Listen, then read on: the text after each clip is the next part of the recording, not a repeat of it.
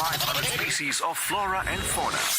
It's Southeast Asia's only tropical spice garden. Visit Penang 98.7 TRAXXfm.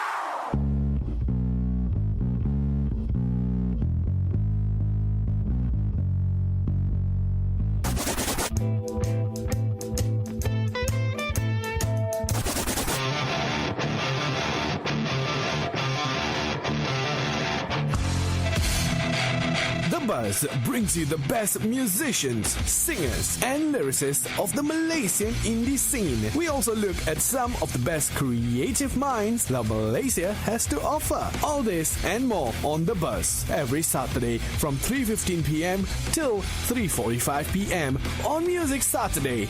Join us right here on TRAXXfm. It's Music Saturdays on TRAXXfm. Our guest in the studios is in the studios already, Niko Shua.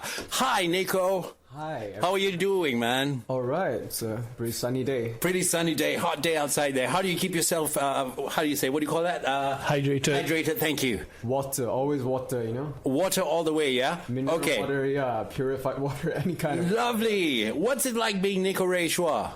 It's pretty... You go through life and you feel good sometimes, you don't feel good sometimes. I think it's much like you, probably, right? Much like most people. Right? And then, you know, your song over here says, why does life have to be so sad? We're going to start with that one, Niko Ray. When we get back, we're going to talk to you a lot more and find out everything about you, yeah?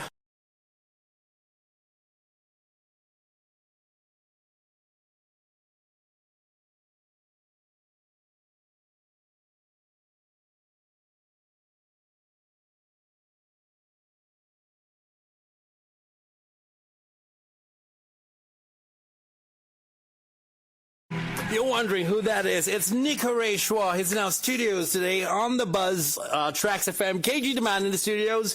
I'm the Greenman with you all the way till 6 this evening. Niko Ray is going to be with us till 4. We're going to get as much as we can from you. Till then, Niko Ray, thank you for being here, first of all. Tell us about that song that we just heard. Why does my life have to be so sad? Well, that song was actually... It was written... almost entirely in about 20 minutes. I got the chords and the music and the lyrics done, basically. So it was just one of those songs that just came out really fortuitously, whatever the word is, you know, like fate or something. But I like that song. It's all right, you know. It's all right. It's actually the opening number for my EP. Yeah. Right. How's that EP coming along? It's already out, actually. Yeah. So this is just the first song of the EP here. How many songs are there in it? Well, it's a 12-track EP technically, but well, I guess you can't call it an EP. You gotta call it an album, really. 12 tracks, but only 6 of them are songs. The rest are like skits and like little acting bits. Nice. Kind of. It's like a concept album, you know. I was trying to be a little pretentious, a little. I'm a little bit Pink Floyd. In that sense, how they have their little, you know, skits in between and all that before the song begins. In that sense, yeah, I agree. Yeah, yeah, a little bit. Nice, yeah. And there's some REM feel in there as well. Would you say? Yeah. Not really a fan of them, but maybe, yeah. Okay, and some reggae bits here and there. Reggae, yeah. Your influences, tell us about it. My influences, I think. Well, I can't really like. Sort of single it down to one, but I think I am a big fan of grunge. I like Soundgarden from that era. One of my favorite singers is also Jeff Buckley, 90s singer, and I also listen to lots of jazz, like Nina Simone, like just jazz. And I also do listen to a little bit of more contemporary stuff. I love Lana Del Rey, for example. First album you ever purchased with any money you had? I think it was actually surprisingly like a Metallica album. It was well, it wasn't me purchasing it. I think it was just my one of my relatives buying it, and it was a cassette, if I'm not mistaken. It was like really, really long time ago. I think it can't be that long ago. You're not too old, are you? No, right? Appearances can be deceiving. Yeah. No, you're not. You look fantastic. Okay, I would just leave it as that. Yeah, but then you got that first album. Yeah. So that first album that you actually really enjoyed was a Metallica album. That I purchased. Like, I can't remember the first album I've ever enjoyed. You know, because actually, not to sound too too basic, but I'm actually more. Usually, I don't listen to an album one way through. I usually usually discover the songs one by one. Then if I really like a couple of songs from, say, this band, and then I will go through the album in that sense. Right. I started liking Kermit the Frog. That was the first little cassette that I purchased. I got nothing to say. Why are there so many songs about rainbows? five Sing dollars. I remember a long time ago. Never heard of it, man. Kermit the Frog. I know Kermit the Frog. Never knew that he you had know an Kermit album. the Frog, right? I'm more of like a Barney the Purple Dinosaur. You don't know Kermit the Frog? I do. Okay. Kermit is more, I guess he's more American, Okay. But Kermit was one of my favorites. And in fact, he made that song more listenable, especially for you, which Kylie Minogue did with Jason Donovan. Especially for you. And then Kermit sings again, and it's like, wow, I loved it. Anyway, back to our guest. Yeah. Did I ask you, Greenman, is it because you love Kermit, that's why you're a green man, and that's why you're dressed in green? For you, I'll say, okay, yes. All right, I'll accept that answer. But no, my name is Green, so yeah, that's why. Okay. Anyway, Niko Ray, who's in that band that performed the songs? This entire album is actually entirely done by myself and my producer, who basically. Because I sing and I play guitar and I play a little bit of bass. So the rest of the stuff you hear is probably him, whether he programmed the drums or he played the drums or he did the keyboard parts. But usually how these songs came to from conception was that I would just use my iPad and just do a demo of a basic rough demo of the songs, and then I would send it to him once it's done. Then he will take a look at it and then he'll see what works, what doesn't work. He'll just take it to another level. It's a really cool. You did, and he did. Yeah, yes, both of you did. Right? I mean, there's only two of you working on it. And just two weirdos making music, You weirdos are good weirdos, yeah. What's the name of your producer, man? My producer is a guy he's also in the scene, he's called Joseph Liu. But I think most people in the scene would know him as Joseph Smitty. He has a band called Smitty. They play post-rock and experimental stuff, yeah. Really? Wow. He's a really talented musician, knows his Maybe you should stuff. get him in. Oh, absolutely. Yeah. All right. Bring him in right now. Give him a call. Okay, so anyway, and then you had in the vocals just now, all the vocals done by you. Yes, backing and everything. Yeah, it was fortunately, amazing. Bro. Oh, yeah. Yes, very fortunately. And then you were singing that part there about exploitation, and then I got patience at the end over there. That was it you. was actually expectations. Expectations. Must have slurred it a bit. My bad. No. So okay, there you go. And you were singing that as well. Yes. What kind of a vocal range have you got, man? Just whatever works for the song, I guess. Good falsetto. I guess for that really high part, it was more in tribute sort of to Chris Cornell, who's one of my favorite singers, I guess. Wow, good control of those vocal pipes, yeah? Absolutely. Okay, so Niko Ray Shua is in our studios over here. It's The Buzz, and then we have his other songs over here. Once Upon a Hit and Run, Do I Really Want to Get the New Disease? We'll play that later on for you as we go along with the show. But where are you performing? Are you performing nightly or monthly, yearly? At the moment, I do not have any shows lined up, but I would like to play shows. So if you're listening and you own a venue, you know where to, just find me on Instagram or whatever. That's right. And we're all for that. We're all for wanting to see talent like you out there and performing. Yeah. A lot more, right? And there's a lot of talent that should be shown out there. I won't get into that again. Yeah, we do say we don't have enough time. We don't have enough time. Okay. Once Upon a Hit and Run is what we're going to play next over here. So you performed all the bass guitar on the album, on the songs. Yes, for the most part, yeah. And the guitars as well. Yes, for the most part. And how old were you when you started playing all these instruments? I actually started relatively late. I actually started only picking up guitar when I was in college.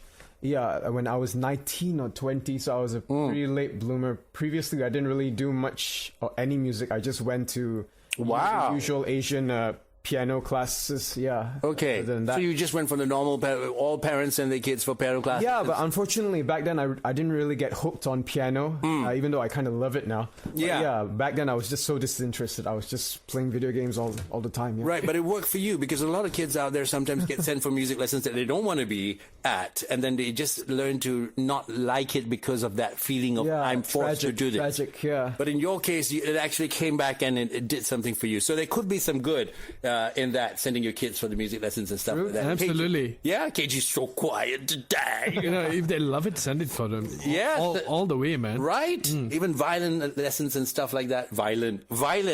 Did I say I went for violin lessons. You went for violent lessons. Yes, that's what I went for. Not violin, man. Can't play it to save my life. Okay, so and then when you perform on stage, when you're on stage, soloist? I used to have a band, but for all this material that you're hearing, it's all Solo. Solo basically. I sadly haven't had people to play with these songs yet, but I hope to do so soon. Right, so if you don't have a whole group up there, it would be you performing with a guitar? Yeah, just a basic acoustic guitar, Tommy Emmanuel style, but not as good, Yeah, nice. Nice. Oh, that fella is another. He's amazing. Awesome. Fantastic. Genius. We'll play his After the Love Is Gone, Earth, Wind and Fire. You have him next month, yeah. Oh, I wish. I wish.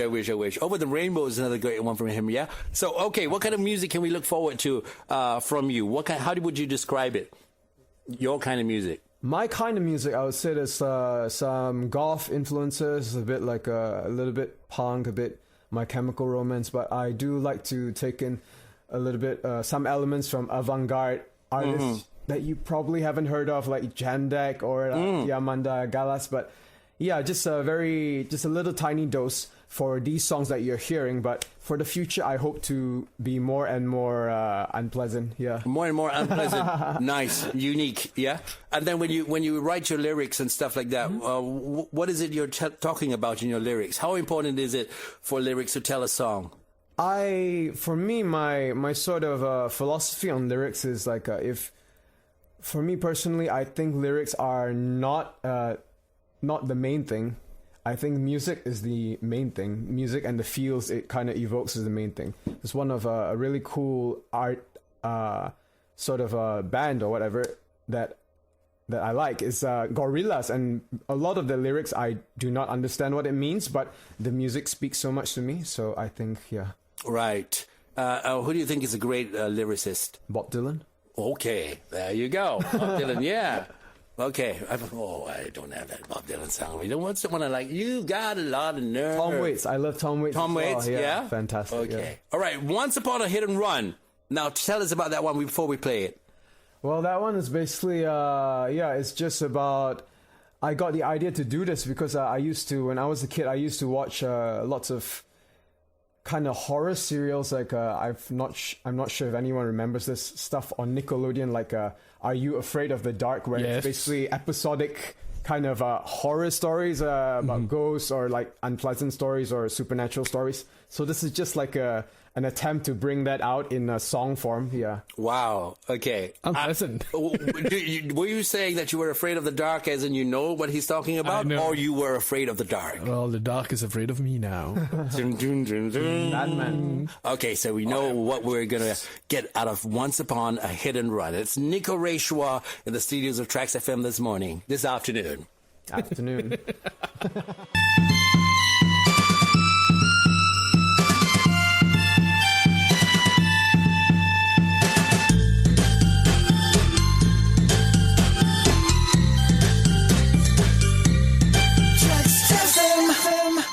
KG, I'm coming for you. I am vengeance. You are.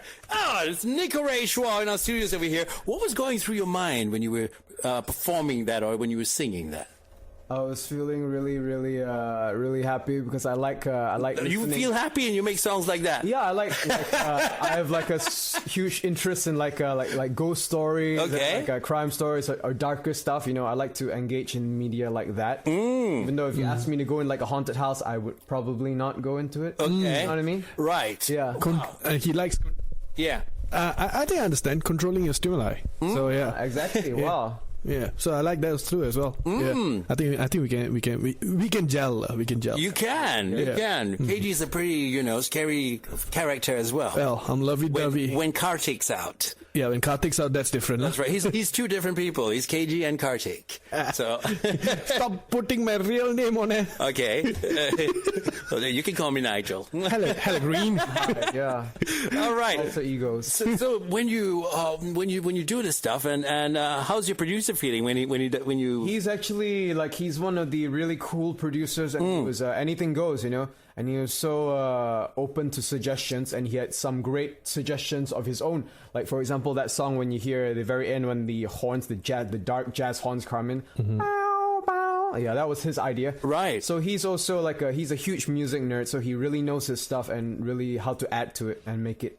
Take it to a different level. Very nice snares when it came in. Yes, yeah. Absolutely. What was the effect on the snares? Reverse gate or what was it? That one you're gonna have to get my producer in here. Wow. Ask him, Nice. Secrets, Trade secrets. I like that. I like that. Free, Yeah, and it totally suits the you get that feeling. Okay, here it comes. I mean, like this entire song for me personally, right? More than a song, I would call it like a soundtrack, right? Absolutely. That is soundtrack level kind of stuff, right? So like you could put this on the background of really, say you're making a horror movie. You could literally put this behind the trailer and would gel so well. There is ups and downs and the valleys and the climaxes and all this. It's just great. It's great. And jump scares you can do with that as well. Right? Yeah, absolutely. Funny you mentioned that because I'm I'm hugely influenced by movie soundtracks and video game soundtracks or anime. Yes. Just not music Anything. music from other media. Yeah. Right? Absolutely. I find that's where the cream of the crop is actually at. Because they don't need to concentrate on making a song. They make a soundtrack, a feeling, a vibe. And I know where else this could go on. Like if you're playing a game like Dark Souls or something like that. Absolutely. Yeah. This could be boss music. This could be boss music when the boss walks into the room. Like we were discussing this way before, like me and Greenman, right? Like a lot of our musicians are so talented. It no longer needs to be only mainstream music media. It could also be used on TV. It could be on games. So that's how I can envision this going on games, man. Right. And I'm absolutely, it's why is this not happening for a lot of the musicians out there? It should be happening, and we've got the talent for it. We've got the music. You've proven yourselves with all the music that you have. Why is it not happening in your mind, Niko Ray? In my mind, I think it's because to sort of get your music anywhere, there are tons of factors. There's luck in it. There's how hard are you willing to work for it? And then. And the actual quality of the music is important too, but I think it's mostly a combination of these factors. You can't really guarantee you'll get somewhere. You can just work as hard as you can to get there. But as to why I think it's not happening, I think it's just Malaysia is just a smaller country. So maybe there's just less history and less opportunities at the moment. But for the future, who knows, right? Absolutely. Just, keep doing shows like these. We keep having we keep supporting our local musicians, young musicians. Then who knows? In 10 years, 20 years, maybe we'll be the next South Korea. Who knows? Would be great to see. Yeah, right? Absolutely. Yeah. We have an extremely large, just like what Korea did, right? They had this huge budget just thrown into their music promoting all their culture and their arts and everything. And look at how it's gone around the world. Yeah, I mean, I don't particularly agree with the way South Korea did it. I mean, it's literally a sweatshop for most of the idols true. and all of that, right? South Korea, there's definitely a lot of because their system is taken from an American system. Yeah.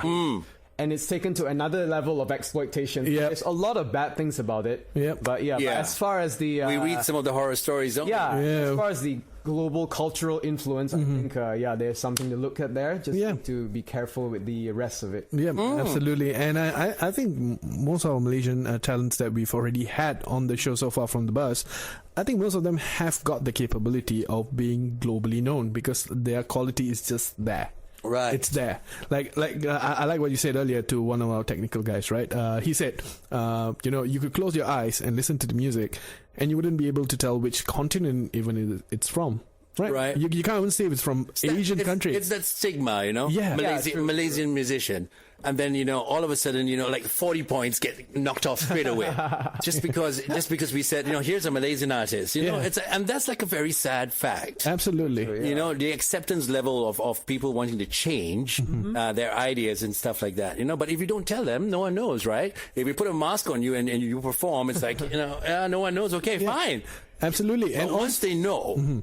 And also, I do also believe that this is also another, this is one of the consequence of having multiple years of substandard stuff coming out as well, right? So it's people are trying to be better right now, but considering the stigma, as you said, of the previous generation already knowing that it's all normal stuff, Right. It's nothing cannot be close to Bollywood or Korea or something like that. But the thing is, right now we are putting out stuff that is comparable. Well, okay. Do you think there's that monopoly thing that's going on?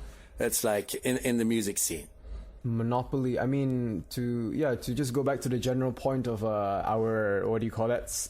Like you said, substandard style. I think as far as quality and interesting music or unique music and good music, whatever that means to you, it's a no man is an island kind of scenario. You don't just come out like a genius by yourself and everyone around you is not as good. Yeah. It's stuff where you learn from other people and Absolutely. pull each other up. So as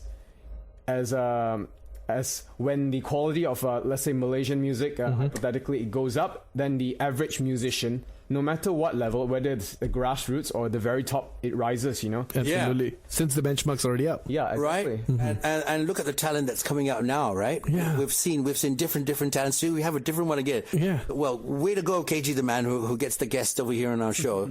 Oh, thank you. And Thank you. we've had like different ones every time. Absolutely. Each time that, even I am surprised because I listen to the music first, right? And I'm like, okay, I'm not going to completely listen to this because I want to listen it on in the studio and go through it with some really really good speakers and all that. So I always have that sense of surprise once I'm in the studio as well. So and yes, Niko, you did surprise me with your music today. All right, Yeah. It's nice. It's a welcoming feeling actually for music and where it has to go. But there's got to be that promotion of it, and there's got to be a lot of people out there who will realize this and start making use of the talent that we do have right now and showcasing it. And I do hope all of you get a lot of attention in the months to come, in the days to come, and it should be happening already, right? Absolutely. Yeah. Absolutely. I agree. Yeah.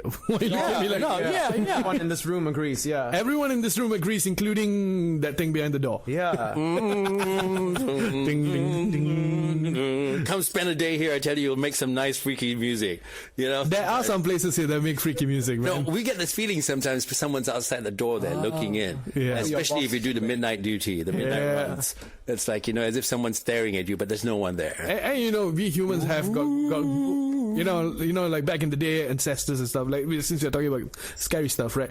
And our ancestors used to have that sixth sense thing, right? Just to make sure that, they don't get attacked by animals and all that. We still got remnants of it. We just live in a very safe society now. We still got remnants of it. So who knows? Wow. What kind of music, or what kind of songs are you going to be writing about? Or, what kind of stories will your music talk about in the months to come? In the months to come, there's really no set plan to go in any particular direction. It's just whenever I'm inspired by an idea or a piece of media that I consume, then I just let it go, Right. How have you evolved when you first started and now to where you've come? When I first started, it was more you could say it's more general, more common stuff. Mainstream stuff.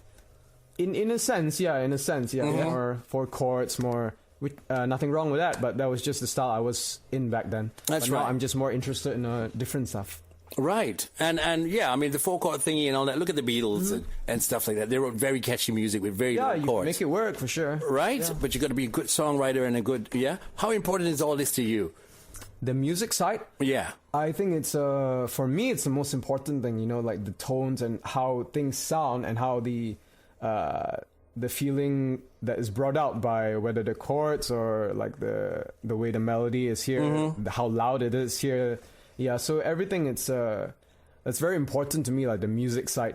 That's why I got into it, because I'm so interested, and I love just breaking down a song that I like, whether it's my song, it's a friend's song, it's a Beatles song. You know, just try to break down the chords, break down like why is this particular? Why does it sound like this there? Why did they decide to do this here? You know, just speculate. You know, Correct. Yeah. So you like looking at the chord progression and everything? I do. I love theory. Yeah. One of the ones I love is Earth, Wind and Fire's After Love Is Gone. Yeah, I mean, lots of the 80s like bands there, they have like really intricate like arrangements, and you can kind of see it being brought back by like Bruno Mars and his and Anderson .Paak. Yeah. It's very throwback. The complexity of the music.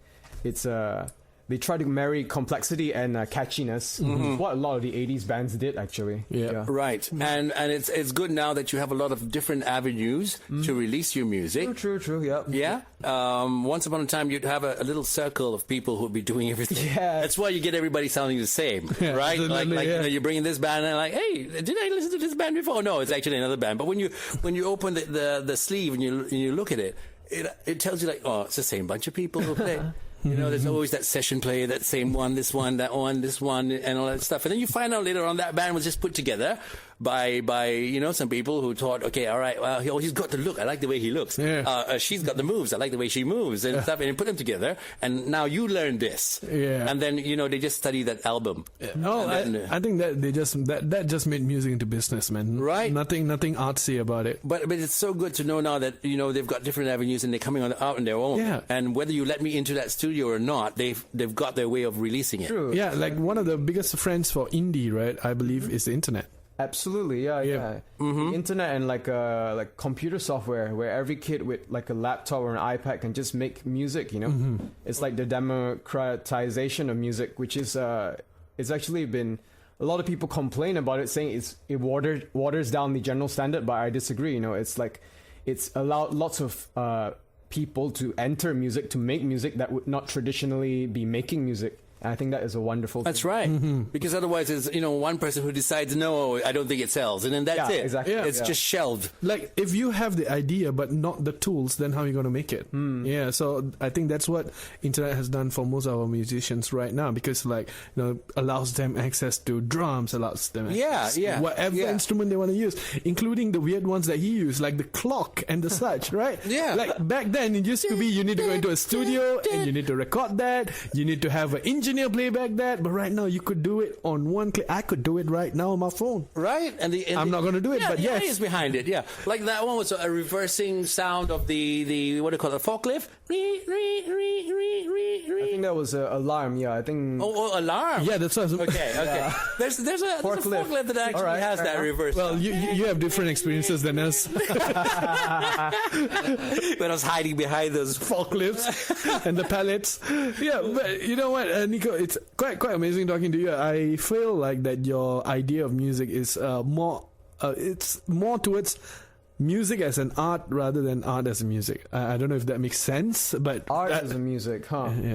Yeah. I mean, for me, it's always just doing what I Like. enjoy to do. Yeah. Right. And if it turns out well and people take to it and people respect it or acknowledge it, that would be great, But it's always about me. Doesn't- I'm a selfish person, Your music and if you walk out there and people look at you and then, people would think you're a fashion designer instead of a musician, right? Yeah. I mean, one look at you and people think, wow, this guy's into fashion and stuff like that, right? I mean, lots of musicians are fashion designers. fashion icons as well. Yeah, David Bowie, Right? yeah. Oh, David Bowie. I love Bowie. the mismatched pupils. Right? Yeah. There you go. Something to do with a Bowie hunting knife or something. Was that him? That was his Jim eyes. Bowie. No, his eyes, one green and one brown. Heterochromia. He had a problem, right? Yeah. Well, stories abound out there. Yeah. One of it was he got cut with a Bowie hunting knife. Huh. As what they I say. never knew that. There you go. I shall Google that up. Now you know. Marketing, yeah. Yeah. Marketing, yes. Marketing is so important right now as Come up well. with a backstory like that, yeah. Yeah. How did you come up with this song? An intricate story behind it. Correct. Yeah. And where would you like to see your music go? Everywhere, like Coachella, yeah. Grammys, yeah. Right. Korea, whatever, JYP, anything. It would be great if we could have something like that here. Yeah, somebody's got to do it, maybe it's one of you. Maybe. Without COVID anymore. I mean, not necessarily without COVID anymore. I mean, with COVID still around, but then we've learning to be, what's that word for it? endemic. living in the endemic stage and Yeah. stuff like that, and all that. Maybe pretty soon we'll be able to get concerts back, Oh yeah. right? And when that happens, I mean, look at football, the Premier League and stuff. People Yeah, are like everyone's back. nothing's going on, Yeah, but we can work on it. right? We can work on it. Maybe one day again, we'd love to see like a 24-hour or a 48-hour non-stop featuring only, Only Niko. brand new. 48 hours, that will kill him, man. We'll make him Gotta start MC. writing songs then. Well, Right. Start the station. Well, how many songs have you got already for the album? 12, and you've got a lot more written. For this album was just 6. Okay, but 6. like songs I've written, maybe That's in your arsenal. a lot, but songs I finished, I don't really count. Maybe like 40-ish. Okay. Yeah, but it's just a certain select lucky few that get to be. Featured in the album. Right. Or as an EP Exactly, yeah. or as an So- LP. The rest are not as good. Yeah. So when does it get your stamp of approval? When does a song get your stamp of approval and you know it's good enough to go out there? gut feeling. That's Gut it. feeling. Yeah. Because I Yeah? usually hate my own music, so if I don't hate my music, it's a good sign, Right. Be good. Right. So there you go. And who else has been your biggest critics and I don't know. My dad, my mom. I don't know. Right. They don't really like my music, which is fine. Fair enough. Fair enough. Fair enough. Fair enough. Asian families tend not Fair to enough, like fair enough. if you're not an architect or a doctor or a lawyer or something like that. Yeah. But they've been really supportive. Yeah, they buy all the gear. Without it, I wouldn't be making music. I wouldn't even have a laptop. So thank you, Asian parents. Thank you. Right. Yeah, that's the thing. They love their children in a different way. Time to change my tune. Okay. All right. Speaking of tunes, do I really want to go and get the new disease? What's that one about, Niko? That one is obviously about our current situation, or I guess we're past it already. Yeah, we're slightly past it. Yeah. I actually had the first idea to write it was in 2019 November when I first heard news. Oh, there's some virus in Wuhan, and I didn't know it was going to be like this. So the lyrics and everything was already done. So some stuff didn't age well and all that, but yeah. But I don't really like to change much of my lyrics, but in particular, I just like to maintain it to keep the feeling in it. Right. But yeah, it was written almost 3 years ago. Yeah, right before. Half a year before the pandemic started and all that, yeah. Oh, wow. So it's just sort of like a pandemic era story, and there's multiple kind of framings, Right. It's like a love story framing, but it's also conjuring up lots of emotions like being selfish, being ugly, and all that, and lots of current going on, how people react to a disease, a pandemic. So that's basically it. I think. Interesting. There you go. And to aspiring musicians and songwriters, what would you say to them? Just play music, just get started. You got to get the ball rolling, not just in picking up an instrument, but in, let's say, finishing a song. Yeah. It's if you keep working on it and saying, oh, this is not good enough, you keep making adjustments, it will never be finished. So just put your stamp on it, just go with it, Yeah. If you like it, you like it. You don't like it, you don't like it. I mean, finished it. Your worst critic will always be you. Yeah, true. Absolutely. Let other people listen to it and let them give you an Let idea. them hate on it on its own merit, Yeah. Maybe, yeah. Right? Right, And where right. can they find you? They can find me on Spotify. You can just Google you can just Spotify search it. It's Niko, Niko, Niko, Rei, Ray, and Shua, Shua. Yeah. Right. And get that? basically on all streaming platforms, on YouTube, on iTunes Music. I just hit Spotify because that's basically all we listen to. Basically. yes. we Right. Okay. So what? What's that show they showed? The Korean one with the games and the shrimp. What? The shrimp. What's it called? do. Squid Game. Squid. How did it become shrimp? Oh my god. Right. I knew it was a sea creature. All right. All right. It was one of those. Oh, the Squid Game. Yeah. You literally got the logo in your What? just CD bag. Is it? Yeah. Oh yeah. Oh, circle, triangle, square. Yes. Well, it's actually circle, triangle, square was actually something to do with Aikido.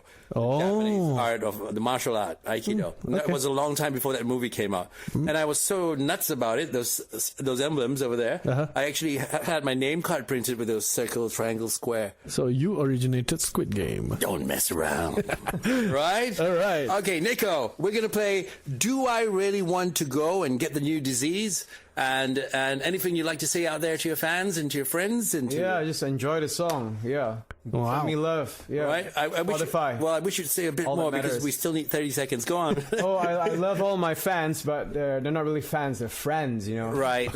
Yeah. I like that. Yeah, they're exactly. friends. It might even be family. They're really nice. Yeah. Even if they're really nice. If they're really nice, if they send like really interesting DMs that are not Hurtful. strange or Right. Strange. All right. We're not gonna pry into what strange means because I think strange brings a whole different meaning for you. just strange. Okay. Thank you for being here. Thank you for doing what you're doing, and one day you're gonna make Malaysia proud. Yeah. Rock and roll, bro. Already am. Yeah.